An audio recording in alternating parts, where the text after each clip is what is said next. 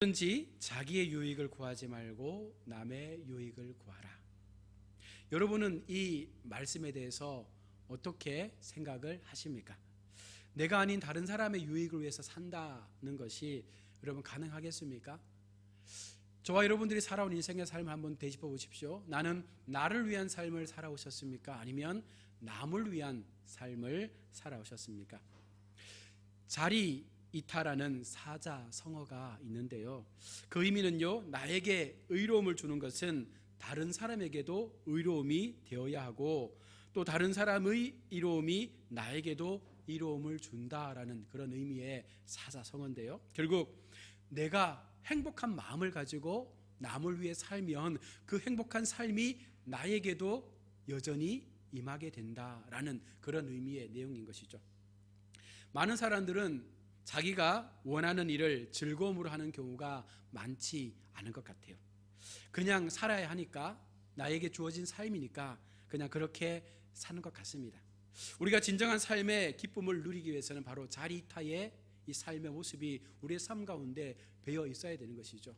나를 위해서 죽을 똥 살 똥 사는 것이 아니라 남을 위해서, 그들과 함께 행복해지기 위해서 우리가 살아갈 수 있을 때, 이것이 진정한 하나님께서 원하시는 가치 있는 삶이 아닐까라는 생각을 해봅니다.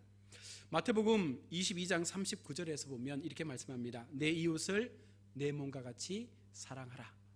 이 말씀은요, 성경 전체에서 우리 가운데 주어지는 핵심 말씀이죠. 하나님 사랑, 이웃 사랑, 그 가운데 이웃 사랑의 이 말씀이 오늘 우리가 그리스도인으로서 어떻게 살아야 하는가에 대해서 말씀하고 있습니다. 예수님의 제자된 우리가 이 땅을 살아갈 때에 어떤 자세를 통해서 살아가야 되는가, 이 말씀에 우리는 분명히 오늘 마태복음 22장 말씀처럼 내 이웃을 내 몸처럼 사랑할 수 있는 마음을 가져야 된다. 말이 쉽죠, 그죠? 이웃을 내 몸처럼 사랑한다는 것이 가능하겠습니까? 사실 우리 손가락에 작은 가시 하나만 박혀 있어도 정말 고통스럽잖아요. 그것이 내 몸을 사랑하는 마음이거든요. 내 이웃에게 작은 가시로 인해서 아픔이 있을 때 그것을 내가 아파할 수 있는 마음처럼 아파해 줄 수 있는 그 마음을 가지고 우리가 인생을 살아야 한다는 것입니다. 성경은 우리에게 너희가 나의 제자가 되길 원하느냐, 그렇다면 예수님께서 행하셨던 그 믿음의 걸음처럼 우리에게도 그와 같은 행위들이 있어야 됨을 말씀하고 있는 것입니다. 과연 얼마나 많은 사람들이 이웃을 향한 믿음의 삶을 살고 있을까요? 이웃을 내 몸처럼 살아가는 것이 말처럼 쉽지는 않습니다. 그럼에도 우리 주님은 그렇게 살아야 우리가 이 땅에서의 천국의 삶을 누릴 수 있다라고 말씀하고 있는 것이죠. 여러분 어떻습니까? 지금 살아가는 세상 속에서 천국을 경험하십니까? 내가 살고 있는 세상 속에서 하나님이 내게 허락하신 이 땅에서의 천국이 바로 이런 것이구나를 느끼며 살아갈 수 있습니까? 그것을 경험하기 위해서는 나를 비우고 하나님이 주셨던 그 마음을 통해서 세상을 볼 수 있는 마음을 가져야 한다는 것입니다. 오늘 주님이 말씀하신 문장은요, 요즘 말로 바꿔 말하면 배워서 남주자라는 역설의 표현인 것이죠. 남을 위해 살라, 배워서 남주자. 배워서 남주는 삶은요, 여러분 정말로 앞서 말했던 것처럼 내 것을 포기할 수 있을 때 가능한 것이죠. 많은 사람들이 왜 배웁니까? 내가 더 잘 되기 위해서, 내가 좀 더 나은 자리에 올라가기 위해서 많은 것을 배우지 않습니까? 평생 우리가 교육을 통해서 자신을 가다듬고 자신의 학문적 위치를 높이는데 그 이유가 어디에 있습니까? 보다 남들에게 내가 더 잘 보이기 위해서 그렇게 하지 않습니까? 그러나 오늘 주님은 말씀합니다. 배워서 남주는 삶을 살아야 한다. 나의 유익이 아닌 남의 유익을 위해서 그 배움의 학문에 우리가 최선을 다해야 한다라고 말하는 것이죠. 이것을 우리는 성경의 역설이라고 이야기하는데, 성경에서는요 여러 곳에서 바로 이 역설적 표현들을 우리 가운데 들려주고 있습니다. 마태복음 8장 22절에서 죽은 자들이 죽은 자들을 장사하게 하라. 무슨 말입니까? 죽은 자들은 세상 사람들을 가리키는 것이거든요. 세상 사람들은 세상 사람들의 삶의 방식대로 살도록 내버려 두고 너희가 내 제자가 되기 위해서는 그 모든 것들을 버리고 나를 쫓아와야 된다는 것이죠. 주를 위해 목숨을 버리는 자는 얻을 것이요, 목숨을 버렸는데 오히려 목숨을 얻는다는 것입니다. 으뜸이 되기 위해서는 어떻게 해야 됩니까? 종이 되어야 하고요, 첫째가 되고자 하면 모든 사람의 끝이 되어야 하고, 먼저 된 자가 나중되고 나중된 자가 먼저 되고, 이 세상에서 미련한 자가 지혜로운 자가 되고 이 세상에서 가난한 자가 모든 것을 얻게 되는 부유함을 가지게 되고 또 고린도후서 12장에서는 약함이 곧 강함이다라고 말씀합니다. 이러한 수많은 성경의 역설적 표현의 의미가 무엇이겠습니까? 하나님 나라를 추구하는 삶의 모습과 세상 나라를 추구하는 삶의 방법은 당연히 다르다라는 거예요. 그런데 세상 사람들의 관점에서는요, 이런 의미가 어떤 마음이겠습니까? 저렇게 살아서 과연 무엇을 얻을 수 있지라고 말하지 않겠어요? 그러나 하나님은 그렇게 사는 하나님의 사람들에게 놀라운 은혜가 임하게 됨을 말씀하고 있는 것이죠. 세상 사람들이 살아가는 삶의 방법과 너무나도 다른 삶의 방법을 오늘 우리 가운데 요구하고 있는 것입니다. 너희는 그렇게 살아야 된다. 너희 성도란 이름을 가진 백성들은 그런 마음을 가지고 세상을 살아야 된다. 왜 그렇습니까? 우리 그리스도인들이 왜 그와 같은 삶을 살아야 됩니까? 바로 하나님의 성품을 닮은 자이기 때문에, 하나님의 마음을 우리의 마음 가운데 담은 사람들이기 때문에 그 마음을 가지고 살아내는 것이 바로 바른 그리스도인의 삶의 모습임을 이야기하는 것이죠. 더 나아가서 하나님의 영광을 세상 가운데 널리 주님의 제자로서 나타낼 수 있는 쓰임받는 자리 가운데 세워지기 위해서는 바로 우리의 마음에 그런 욕심들을 버릴 수 있을 때 존중한 주님의 제자의 모습을 갖게 되는 것입니다. 우리를 세상과 다른 사람들로 구별하여 세우신 하나님의 그 은혜를 우리가 기억할 수 있다면 우리는 분명 구별된 삶을 거룩하게 살아낼 수 있어야 되는 것이죠. 성경은요, 말세의 징조에 대해서 여러 곳에서 표현하고 있는데요, 그 중에서 가장 도드라지는 말세의 표현은요, 바로 자기를 사랑하는 것이다 라고 말하죠. 말세에는 자기를 사랑하는 그 마음이 더 커질 것이다 라고 말하고 있습니다. 여기서 말하는 자기를 사랑한다는 것은요, 결국은 자기라는 그 우상 속에 나를 가두어 놓고 계속해서 나를 탐닉하는 거예요.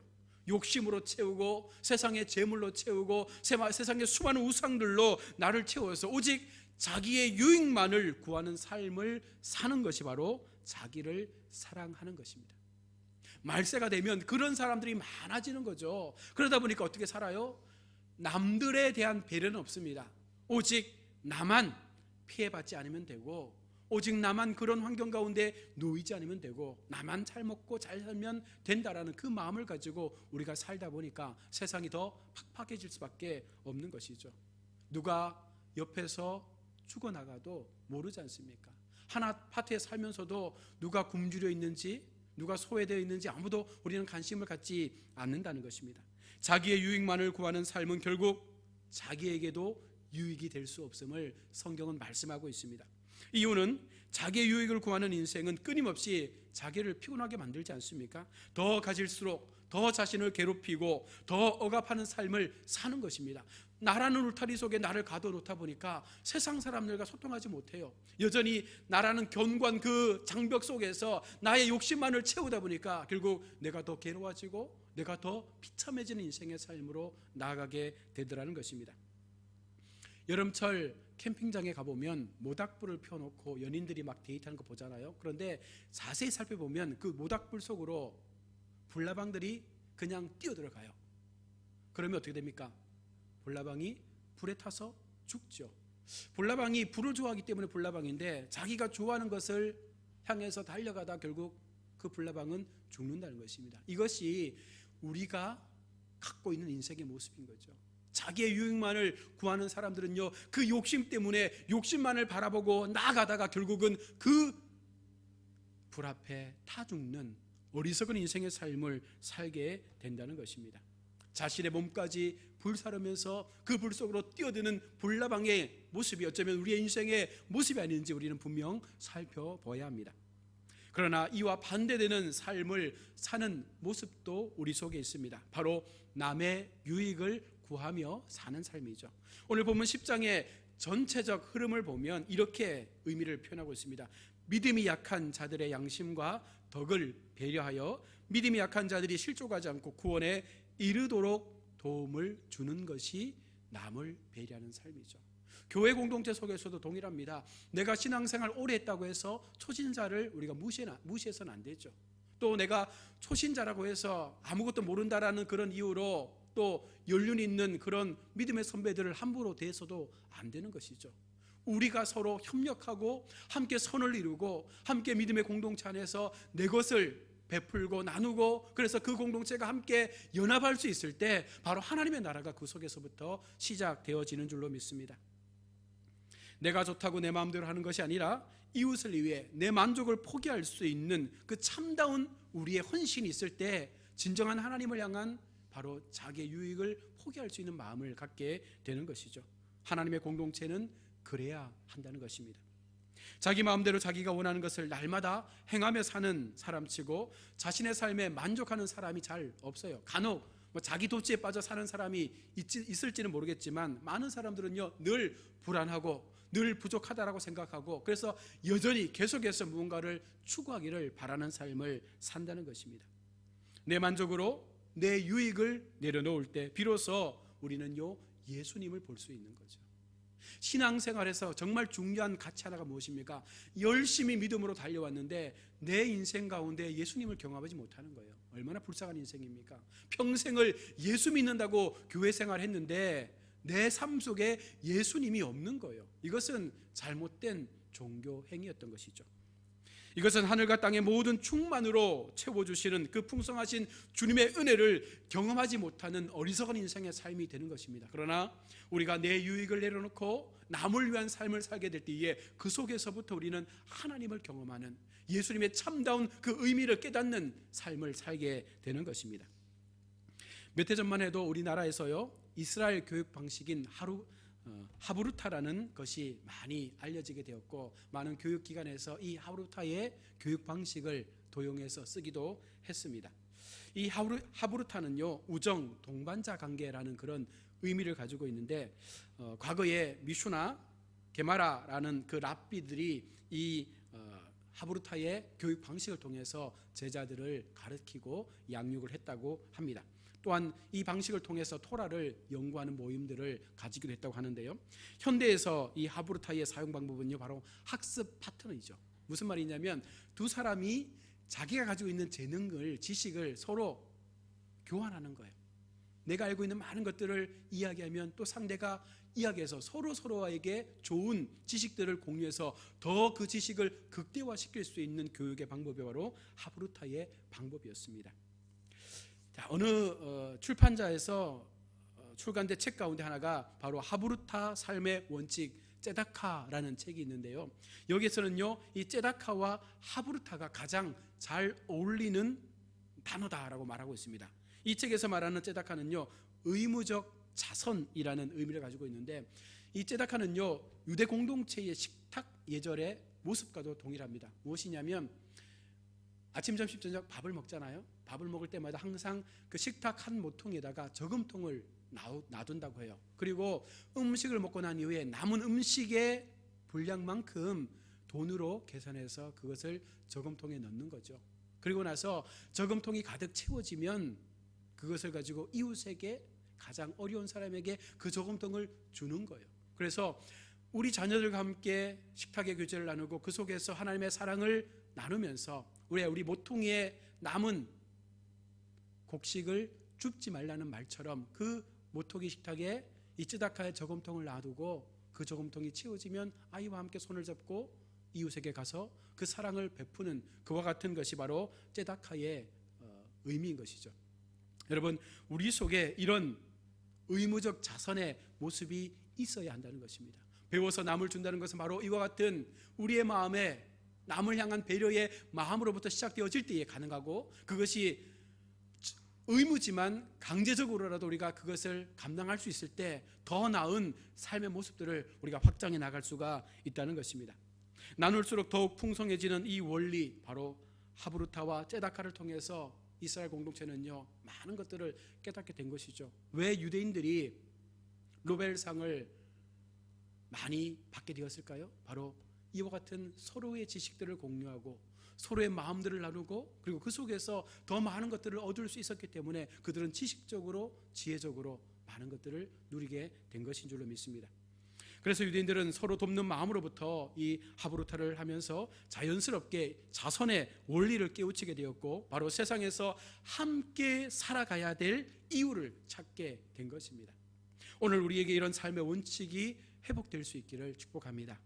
유대인들이 하브루타 제다카를 통해서 삶의 원칙을 깨달은 것처럼 오늘 우리가 이 주님의 말씀을 통해서 진정한 삶의 가치와 삶의 원칙을 깨달을 수 있게 된다면 바로 그 속에서부터 하나님은 우리가 누릴 수 있는 진정한 이 땅에서의 천국의 의미를 경험하게 되는 줄로 믿습니다. 우리는 날마다 삶 속에서 세상을 살아갈 때에 참다운 삶의 지혜를 깨닫고 삶을 실천하면서 그 속에서 예수님을 경험하고 예수님이 내게 주신 그 마음 속에서 예수님께서 가졌던 그 시선 속에 우리가 가난한 자와 소외된 자와 어렵고 힘든 자들, 특별히 교회 공동체 속에서 믿음에 연약해져 있는 자들, 그렇죠? 믿음에 실족해 있는 그와 같은 하나님의 사람들을 찾아서 위로해주고 그 마음을 나누어주고 할 때에 바로 그와 같은 공동체가 하나님 앞에 소망 있는 공동체가 되어지는 줄로 믿습니다.